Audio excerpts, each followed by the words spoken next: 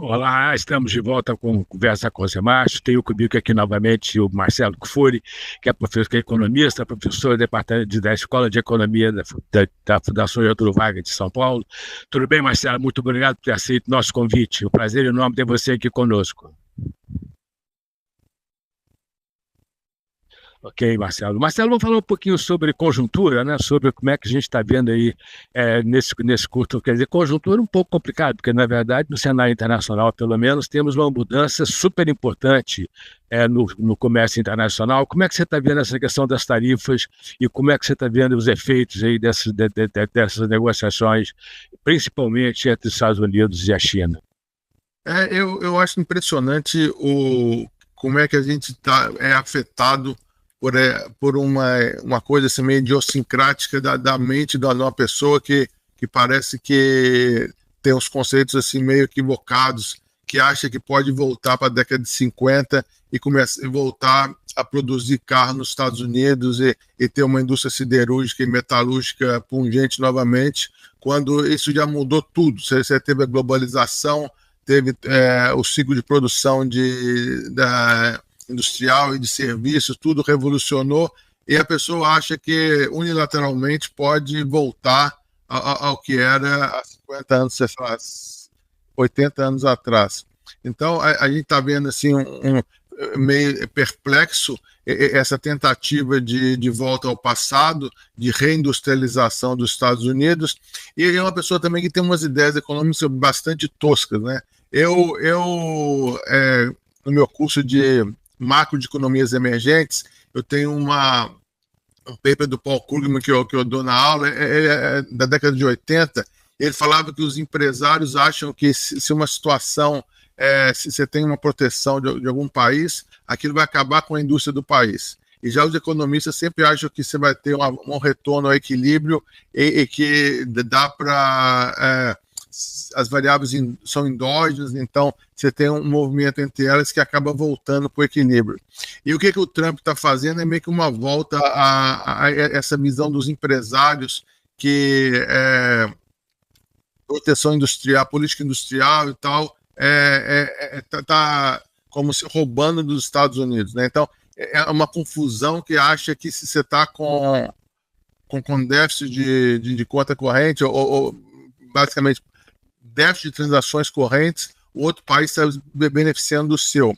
E não tem aquela noção de que se um país tem pouca poupança, você ter déficit de transações correntes, você vai estar entrando em poupança externa para complementar a sua poupança e para financiar o seu investimento. Então, você ter déficit de balanço comercial nem sempre é negativo. Eu dei essa volta grande aí para falar que você está tendo um choque tarifário, dependendo do jeito que ficar, sei lá, a minha expectativa é que a tarifa da China chegue ao redor de 30%. É alta, mas não vai interromper o comércio entre Estados Unidos e China como estaria se fosse mais de 100%, né? Mas vai gerar uma série de consequências. Esse negócio está chegando numa hora que já havia uma desaceleração mundial. Os Estados Unidos já estava desacelerando, basicamente também, dada todas as políticas aí monetárias mais restritivas, então você estava já tendo algum esfriamento do mercado de trabalho lá nos Estados Unidos, ainda está bastante aquecido, o desemprego ainda bem baixo em termos cíclicos, mas já estava tendo um esfriamento. E toda essa perplexidade que se gerou em torno das tarifas, isso afasta investimentos e retarda consumo de mais longo prazo. Então a gente viu no próprio PIB do primeiro trimestre dos Estados Unidos um número já ligeiramente negativo, com uma antecipação muito grande de importações, prevendo aí essa uma coisa meio disruptiva que era o aumento das tarifas, né? Então, o que a gente vê mesmo se você repare a tarifa ao redor de 30, são valores mais altos de tarifa desde os anos 30, de novo, né? Lá quando você teve antes da Segunda Guerra, quando você teve aquele período lá de as políticas que a gente chama de beggar thy neighbor, né? Que cada um vai se protegendo e cada um vai só olhando a conjuntura interna e você vai para um third best, um second best aí, em termos de coordenação internacional, e você piora para todo mundo. Então, com esses aumentos dessas tarifas, a gente vai ter uma diminuição do PIB mundial. O próprio FMI já deu uma nova rodada aí de projeções aí, com a economia mundial crescendo menos, Estados Unidos crescendo menos, a China crescendo menos, e isso pode fazer com que preço de commodities caia. Tá? Então, isso eu acho que é a grande canal de transmissão para o Brasil, são preços de commodities. Tá? Então, você tem uma China crescendo menos, petróleo cai, minério de ferro cai, e isso é ruim para a balança comercial, pode ser ruim para o PIB, mas é bom para a inflação. Então, o próprio Banco Central está com um cara que vai pausar o aumento dos juros, muito baseado, né, nessa expectativa de alguma deflação mundial, que vai, via preço de commodities, melhorar um pouco a inflação no Brasil. Mas, Marcelo, eu acho que você tem um ponto importante, quer dizer, mas eu acho que né, você tem toda a razão, essa questão é uma volta ao passado, né? Quer dizer, lá da década de 50, década de 60, um pouco cepalização da política econômica americana, né? Quer dizer, acho que isso é um negócio, quer dizer, meio complicado.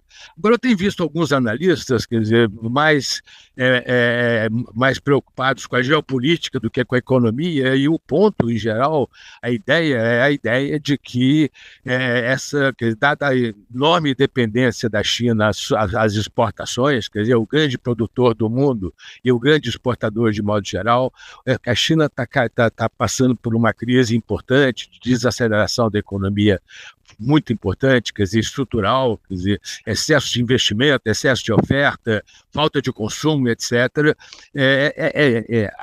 Segundo esses analistas, quer dizer, o objetivo do presidente Trump é um pouco jogar areia nas engrenagens chinesas para reduzir o crescimento da China, efetivamente, o que vai gerar alguma redução do crescimento da economia americana também, mas, por outro lado, quer dizer, num outro sentido, tende a criar problemas no crescimento da economia chinesa. Como é que você vê esse tipo de análise?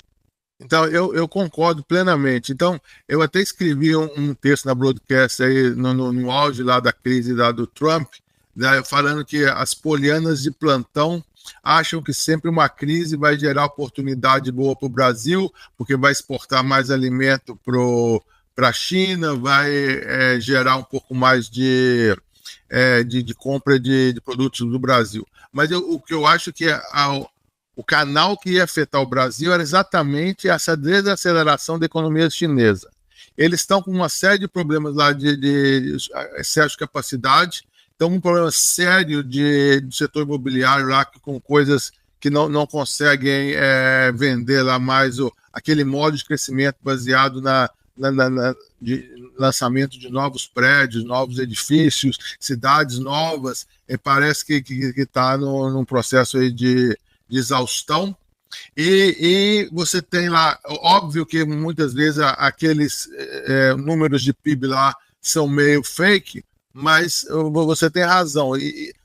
O que fez a China crescer ultimamente são as exportações, e eles exportando menos para os Estados Unidos vai afetar bastante lá o modo o drive de crescimento da China. Então, eu acho que eu fico super preocupado que você pode ter uma japonização da China, você ficar aí 30 anos aí sem crescer, porque eles sempre prometem que vão fazer uma mudança do mix de crescimento, beneficiando o consumo interno, mas a gente nunca vê isso acontecendo. Sempre sai naqueles programas quinquenais, plurianuais, do Partido Comunista, de tentar aumentar o consumo interno, mas a gente vê que ano após ano é tudo baseado em investimento e baseado em exportação, né? Então, o drive do crescimento e realmente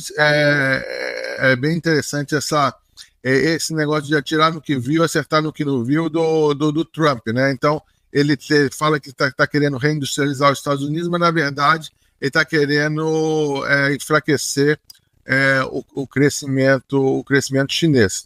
E enfraquecendo o crescimento chinês, o Brasil vai exportar menos, o PIB do Brasil cai, e o único benefício que a gente pode ter, como eu acabei de falar anteriormente, é importar desinflação aí via queda de commodities, né? Então, eu acho que eu sempre, desde o ano passado, eu sempre estou falando, não adianta achar que vai beneficiar um setor, que vai prejudicar um setorzinho aqui, vai melhorar a siderúrgica, vai piorar a siderúrgica por causa da taxação dos Estados Unidos, vai aumentar a exportação de soja, o Brasil vai ser celeiro de alimentos. Pode até isso acontecer no médio prazo, tá? Em 2018 a gente viu que aumentou a exportação de soja, mas uma piora no PIB da China afeta diretamente o Brasil, que virou meio que um país que suplementa commodities e soja e produtos alimentícios para a China. Os sinais são bastante claros. Tivemos uma redução das exportações chinesas para os Estados Unidos de 21% no mês de abril, né? Quer dizer, e toda essa diminuição das exportações chinesas para os Estados Unidos acabou indo para um desvio de comércio, em parte para a América Latina, em parte para o leste asiático, tá certo? Uma parte para a África, mas isso é insustentável no médio prazo. Então, desse ponto de vista, quer dizer, existe aí uma questão importante, é como que a economia chinesa vai reagir a essa tentativa do preço, quer dizer, essa coisa de jogar areia nas engrenagens chinesas, né? Quer dizer, a economia está, quer dizer, essa questão de mudar a estrutura de demanda é extremamente difícil de fazer. A União Europeia, a União Soviética tentou fazer e não conseguiu, né? Quer dizer, a China está aí há 10 anos dizendo que vai fazer e não consegue. Se você pensar, olhar com cuidado, quer dizer, você continua tendo 40% do PIB com investimento. Então, quer dizer, eu acho que esse é um ponto importante, e eu acho que o efeito, como você está dizendo, para a economia brasileira é muito negativo, né? Quer dizer, eu acho que, do ponto de vista da economia chinesa, é muito importante para a economia brasileira que a economia chinesa continue crescendo. Mas, se persistir nessa trajetória, a gente vai ter uma desaceleração da economia chinesa bastante forte. Eu não sei como é que você está vendo esse processo. Eu acho que é extremamente otimista os números que a China ainda cresce 4% esse ano e 4% ano que vem, conforme o próprio FMI projetou, né? E acho que o ano passado cresceu 5%, mas eu acho que dificilmente consegue chegar a esses níveis, né? Eu não sou assim, um grande especialista em economia chinesa, mas com certeza você interromper o comércio Estados Unidos e China é extremamente negativo para a economia mundial, né? E principalmente para a economia chinesa. E dá um maior medão de você ter uma enxurrada de produtos industriais aqui no Brasil, que aí vai acabar com o que sobrou da indústria brasileira, né? Então, a gente estava falando aquela questão de cepalina anteriormente, ou as vantagens comparativas da China em termos industriais são muito grandes, mas se você coloca 40% de tarifa, talvez fique inviável exportar para os Estados Unidos. Aí você vai acabar tendo que mandar esse negócio para outro lugar e pode fazer aqui um dumping em cima da América Latina e de outros países aí, da África, onde que eles já tem canais de comércio, né? Então, pode redirecionar as exportações que anteriormente iam para os Estados Unidos. O que a gente viu em 2018, nessa primeira rodada aí de tensões entre Estados Unidos e China, foi um aumento da exportação de soja do Brasil, que pode, de novo, ter um pouco de aumento novamente aí com a China importando mais agropecuário do Brasil. Mas o que preocupa mesmo é a saúde e a rigidez da economia chinesa, né? a gente tem toda aquela história que tem cidades fantasmas, que tem gente que vai para uma mina de carvão, desce lá na mina, não produz nada e depois volta, e sempre medo de ter questões unrest, que eles falam, né? Os americanos falam revoltas populares. Então, eu acho que o equilíbrio é bem frágil, e a gente está vendo aí um choque de proporções razoáveis aí, né? Não sabe aonde que vai acabar isso, mas se acabar com uma tarifa de 30%, pode significar alguns pontos percentuais de decréscimo no PIB chinês, né?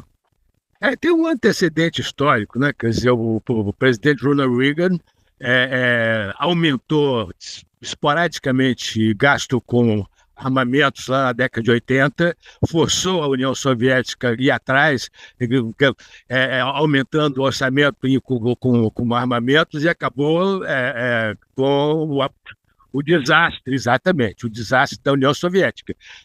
Isso me lembra um pouco, quer dizer, isso que está acontecendo, se não é o que está tentando fazer com a economia chinesa nesse momento, entendeu? Quer dizer, não parece exatamente a mesma coisa, mas faz um certo sentido, dado o fato de que a China depende muito das exportações.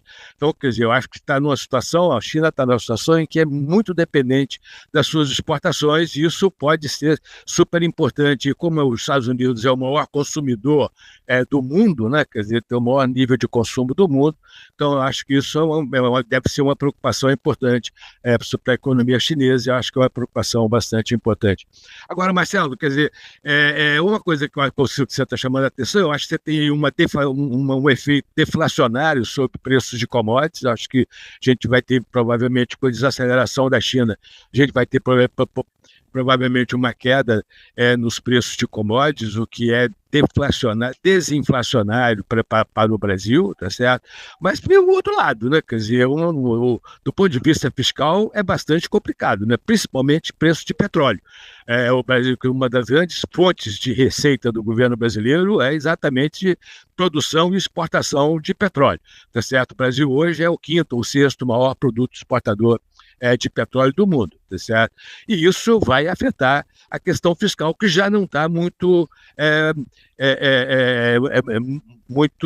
bem gerida, né? Quer dizer, como é que você está vendo esse processo, Marcelo? Pois eu acho que uma coisa que assim, uma novidade que aconteceu no princípio do ano foi a queda de popularidade do Lula. Essa queda de popularidade é difícil de explicar. Eu não compro que foi por causa de aumento de inflação, não. A gente tem um modelinho que eu rodo para tentar calcular quais são as variáveis macro que explicam a popularidade, e preço de alimentos é uma das variáveis que explica. Mas, se você pegar o resíduo que aconteceu lá no primeiro trimestre, ele é absurdo, é um outlier assim, espetacular, essa queda lá na coisa binária de 49 para 42, na escala binária de aprovo e desaprovo, caiu de 49 para 42. Então, não são modelos macro que explicam, não são variáveis macros que explicam essa queda de popularidade. E é um pouco difícil de explicar isso. Tem gente que fala que é questão de engajamento da direita nas redes sociais, que é problema de violência, porque ele perdeu muita popularidade em alguns lugares do Nordeste que sempre foi muito bem aceito, né? Então, dito isso, essa queda de popularidade dificulta o trabalho do Haddad, porque aqui e ali sempre começa a aparecer algumas medidas populistas aí para atenuar esse efeito. Então, por exemplo, você tem a tarifa social aí para energia elétrica, então estão falando também que vão diminuir o preço do gás para as famílias mais pobres. Está se falando que também que no ano que vem pode ter outro aumento aí do Bolsa Família, e tudo isso gerando aí pressões aí de gastos assim em cima do arcabouço fiscal. Então, vai ser difícil conseguir segurar o aumento de gasto em 2,5%, que é o que o arcabouço exige. E o que a gente tem visto é o governo conseguindo fechar as contas com aumentos de receita, né? Então, para esse ano, parece que semana que vem vai sair a avaliação bimestral, né? Porque tem 2 meses que o orçamento foi aprovado, então parece que em 22 de maio vai sair a primeira avaliação. E estão se especulando aí, que eu vi os analistas falando, que vai ter um contingenciamento de 10 bilhões. A princípio parecia que ia ser mais, no princípio do ano o pessoal que acompanha as contas fiscais achava que era mais, mas parece que esse valor é um valor palatável para o Lula, talvez, mas esse muddling through aí que a gente pode esperar de piora gradual do fiscal com essas benesses aí populistas, eu acho que vai ser o nome do jogo aí para daqui até 2026. Então, cada hora aparece uma tentativa nova aí de ganhar popularidade, né? Então, a gente viu que no ano passado, quando foi ser divulgado lá o corte de gastos, teve aquela surpresinha de fazer isenção do IR lá para até R$5.000, e aquilo foi um wake-up call para os economistas que ainda estavam um pouco aí polianas também, eu já falei esse termo, repetindo, em relação ao fiscal. Tava todo mundo achando que não estava tão ruim assim, aí naquela hora ele falou, epa, o negócio, na hora de cortar gasto, o cara vem com injeção de imposto, então deu uma melada ali no preço dos ativos, foi um ponto de inflexão no acompanhamento fiscal, né? Então, o que a gente vê é necessidade de, dado essa forma de fazer política, sempre com aumentos marginais de gastos, sempre um programinha novo, sempre uma benefício novo, só se fecha as contas com aumento de receita, né? Então, já está ficando difícil conseguir criatividade para aumentar a receita. Então, parece que eles vão tentar fazer aí mais um leilão do pré-sal, tem que aprovar no Congresso até o final do ano, isso pode gerar aí um aumento aí de 20 bi de arrecadação. Tem sempre aquela coisa que eles colocam lá em cima, lá, a arrecadação do CARF, né, daqueles recursos lá do sistema da Câmara de Recursos lá fiscal, né, e nunca consegue arrecadar o que eles estão prometendo. Mas, assim, de modo geral, o número do fiscal não parece tão ruim assim. A gente está tendo um déficit aí nos últimos meses, no primário, de 0,2 do PIB, né? Então, ano passado a gente teve números de déficit maiores por causa da questão aí da antecipação dos precatórios, mas na hora que isso saiu da janela móvel de 12 meses, a gente está vindo aí para um déficit mais condizentes com o arcabouço. Mas a gente sabe como que é a cabeça do Lula e como é que ele quer sempre aquela frase da Dilma, que déficit fiscal é vida, continua por trás ali da cabeça de todo mundo, quase todo mundo. Acho que é o único que é uma voz dissonante que tenta segurar um pouco é o Fernando Haddad, né? Mas tá difícil de conseguir arrumar a receita para tanto para o programinha novo que eles estão querendo arrumar para melhorar a popularidade. Marcelo, mas lá no final do ano passado, que a sensação é que os últimos 3 meses do ano passado foi bastante complicada, né? Quer dizer, você teve uma sensação de perda de equilíbrio, muito próximo da perda de equilíbrio, uma aceleração muito forte da taxa da desvalorização cambial, gerando pressão inflacionária, expectativas, etc. Então, acho que esse foi um negócio muito importante, o que sugere que a gente está dançando na beirada do abismo o tempo todo, né? Quer dizer, e dado isso, quer dizer, tem sempre, como você está dizendo aí, tem sempre alguma notícia de aumento de gasto, né? Quer dizer, ontem apareceram todas esses programas, possíveis programas, como você disse aí, aumento do Bolsa Família, Vale Gás, em suma, quer dizer, uma coisa. Não, reforma de residências inapropriadas, ou seja, quer dizer, você tem sempre alguma ideia interessante para aumentar gasto, tá certo? Você acha, quer dizer, isso combinado com essa questão da redução de preço de commodities, você acha que só a gente pode estar caminhando em direção a uma situação bem mais delicada do que estava aparecendo no começo do ano, com a desvalorização do dólar lá fora, com a questão das tarifas, a reação do mercado financeiro internacional aos preços dos títulos americanos? Como é que você está vendo esse processo, Marcelo? Esse é um bom ponto, né? Porque então o Haddad tem sido muito otimista no crescimento do PIB. Ele está fazendo as simulações dele com crescimento de 2,5%. E com essa visão que a gente está tendo da economia mundial, isso parece muito róseo, né? E você tem razão. A economia brasileira é muito sensível a preço de commodities. Quando commodities está bem, a gente tem um PIB crescendo, a arrecadação crescendo. A gente teve anos para trás aí que logo depois da Covid, que a arrecadação estava crescendo 2 dígitos em termos reais aí por muito tempo, por causa dessa questão que a gente está falando aí da economia mundial crescendo, com todos os incentivos que foram feitos na Covid e tal. A gente estava tendo uma volta do consumo de produtos industriais também, que fez com que a arrecadação aparecesse com números surpreendentes.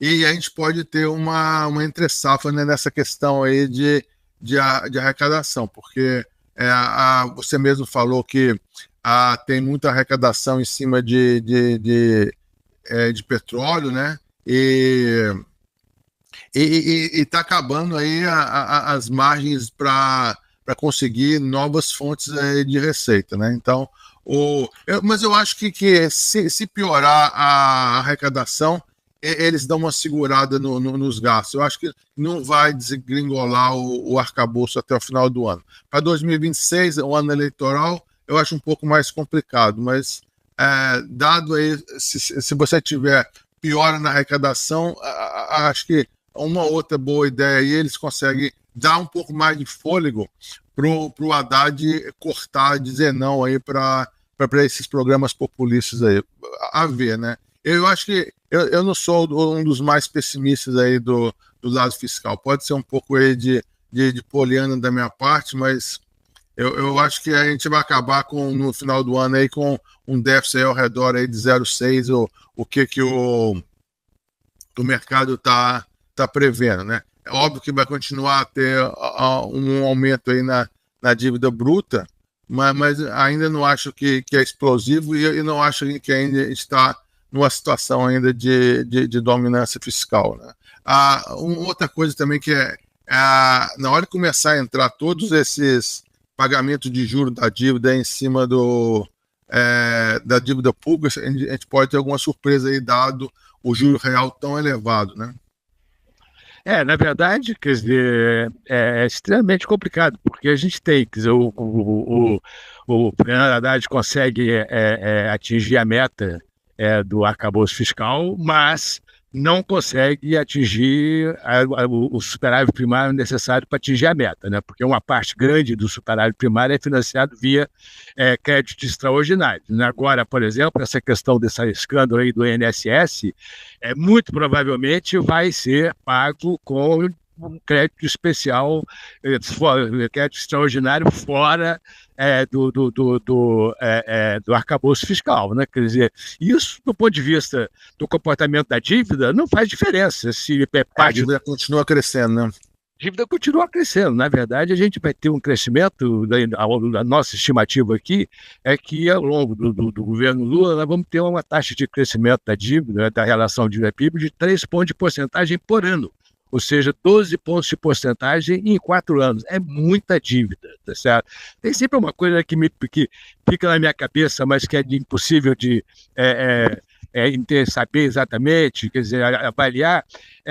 Eu me lembro, há algum tempo atrás, quer dizer, existia uma ideia de que uma dívida PIB de 60% do PIB em países emergentes seria insustentável. A gente já está com uma dívida PIB próxima de 80% do PIB, tá certo? Já tivemos lá e voltamos, e não tem uma explosão da dívida. Você acha que existe um nível a partir do qual é impossível você efetivamente...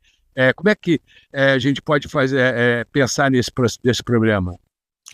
Eu não tenho assim... eu sei que para estabilizar a relação dívida-PIB, a gente precisaria de um superávit de uns 2%, 3%, aí, dependendo do cenário em termos de crescimento e de Selic e tal. Mas isso é absolutamente inviável aí no curto prazo e dentro da mentalidade desse governo, né? Eu acho que você tem um threshold aí lá do 100%, né? E principalmente para o Brasil, esse negócio é mais preocupante dado aí o juro real tão alto que a gente sempre teve, né? Então, esse termo que você brincou aí de ficar na beira do abismo uma boa metáfora para falar que o fiscal ele é bem frágil, né? Então a gente está sempre próximo aí da Unpleasant Arithmetic lá do Sargent Wallace, né? E uma coisa que complica mais é essa coordenação de políticas, né? A gente teve por 2 ou 3 anos apenas desde que eu acompanho a economia, que a gente teve um fiscal apertado e um monetário frouxo, né? A gente vive sempre com um fiscal frouxo e um monetário apertado, o que fragiliza mais ainda o fiscal e deixa a gente aí na beirada de ter uma dominância fiscal, que seria quando a política monetária começa a ser inócua, né? Quer dizer, eu acho que esse é o grande problema. Nossa avaliação aqui é que sem a ajuda do fiscal não vai chegar, não vai conseguir. A gente está com uma expectativa de inflação em 2026 maior do que em 2025. Acho que talvez seja a única casa que está com essa projeção, exatamente por causa do fiscal. Quer dizer, dado o aumento de gasto público, dado o caráter muito expansionista da política fiscal, a política monetária sozinha não vai conseguir resolver o problema. Marcelo, muito obrigado por ter aceito o nosso convite, um prazer enorme a conversa, tá certo? Muito boa mesmo, acho que aprendi muita coisa. Muito obrigado aí por ter aceito. Valeu, até uma próxima oportunidade. Estamos à disposição. Um abraço, tchau. Obrigado, um abraço.